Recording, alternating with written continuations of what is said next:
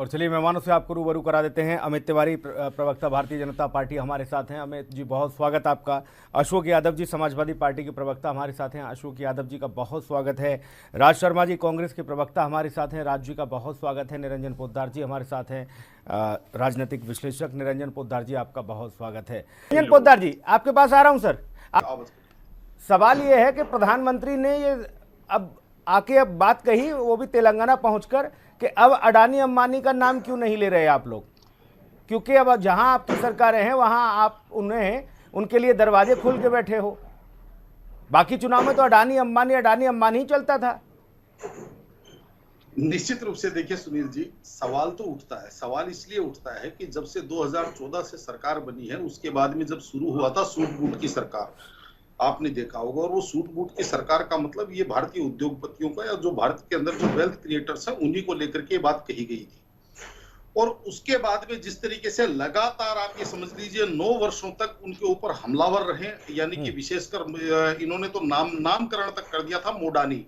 मैं बात कर रहा हूं कांग्रेस के जो वरिष्ठ नेता हैं, उन्होंने तो मोदी जी का और अडानी जी का नाम मिलाकर के मोडानी नाम कर दिया था। और जिस तरह जैसे ही आप देख रहे होंगे कि राजस्थान के अंदर अशोक गहलोत जी ने 60-65 हजार करोड़ रुपए का एमओयू किया, भूपेश बघेल जी ने छत्तीसगढ़ में एमओयू किया, और अब जैसे तत्कालीन सरकार जो अभी 1 साल पहले तेलंगाना के अंदर सरकार बनते ही वहां जो नवनियुक्त मुख्यमंत्री, उन्होंने सबसे पहले अडानी जी को बुला करके और वहां पे एमओयू किया। और अब कर्नाटक वाले जिस तरीके से वहां पे रेड कारपेट बिछा रहे हैं अडानी अंबानी के लिए, तो निश्चित रूप से आज देखिए सवाल तो ये उठता है कि भाई इसका मतलब ये हुआ कि चिट भी मेरी, फुट भी मेरी, अंटा मेरे बाप का। यानी कि हम जो चीज हमें जब सूट करेगी तब हम उस चीज को बोलेंगे। तो इसके अंदर सुनील जी, लेकिन यहाँ पे ये चीज जरूर है कि जिस तरीके से प्रधानमंत्री जी ने कल रैली के अंदर ये बात कही, थोड़ा सा मुझे ऐसा लग रहा है कि इन चीजों से प्रधानमंत्री पद के ऊपर बैठे व्यक्ति को बचना चाहिए।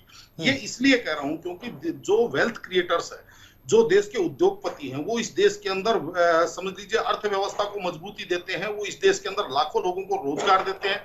और एक तरफ हम भारत के अंदर लोगों को विदेशों से कहते हैं कि आप आइए। उसका एक और रीजन है निरंजन पोद्दार जी, कारण ये कि प्रधानमंत्री की भाजपा की सरकार हो, वो कहीं काम दे रही हो, काम तो चलते रहेंगे, वही उद्योगपति काम लेते भी रहेंगे।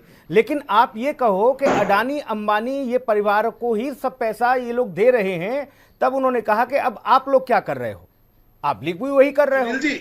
नहीं सुनील जी, निश्चित रूप से इस बात को कहने का तरीका कुछ और भी हो सकता था प्रधानमंत्री जी के द्वारा, क्योंकि हमारे यहाँ कहा जाता है कि क्षमा बड़न को चाहिए, छोटन को उत्पात का, हरि को गोटो जो भृगुमारी इलात की। जिस तरीके से अगर मान लीजिए राहुल गांधी जी या कांग्रेस पार्टी या अपोजिशन जो बार बार आरोप लगा रहा था, ये जनता के सामने अपोज हो रहे थे। क्योंकि जैसे मैंने आपको शुरुआत में बताया कि पहले सूट बूट से शुरू होकर के चौकीदार चोर होते हुए 2019-2022 तक जब ये मामले चले, और तमाम जो 58 चुनाव हुए उनके अंदर जनता ने इनकी बातों को सरे से निकाल दिया। यानी कि जनता के कानों तक तो पहुंची, लेकिन जनता के दिमाग तक वो बात नहीं पहुंच पाई। लेकिन अब अगर ये चीजें होती हैं तो मुझे ऐसा लगता है कि कहीं ना कहीं अगर मान लीजिए हमारे जो वेल्थ क्रिएटर्स हैं या हमारे उद्योगपति अगर राजनीति का हिस्सा बनते हैं, तो उससे मेरे हिसाब से कम जो एक संवैधानिक पद के ऊपर और सर्वोच्च संवैधानिक पद के ऊपर बैठे हुए व्यक्ति को कम से कम किस तरीके का मामला है, इससे थोड़ा सा परहेज करना चाहिए। टेम्पो, खल्लासी, चालक, न जाने क्या क्या हर चीज में निरंजन पोद्दार जी, लेकिन अब देखना ही होगा कि जनता इसे आने वाले जो चरण में जो चुनाव बचे हैं उन्हें किस हिसाब से लेती। कहा कि हवा बदल रही है, वो हवा बदल रही है या कुछ और बदल रहा है, जिसका इशारा प्रधानमंत्री कर रहे हैं। बहुत शुक्रिया सर, चर्चा में जुड़ने के लिए बहुत धन्यवाद। आज कार्यक्रम में इतना, नमस्कार।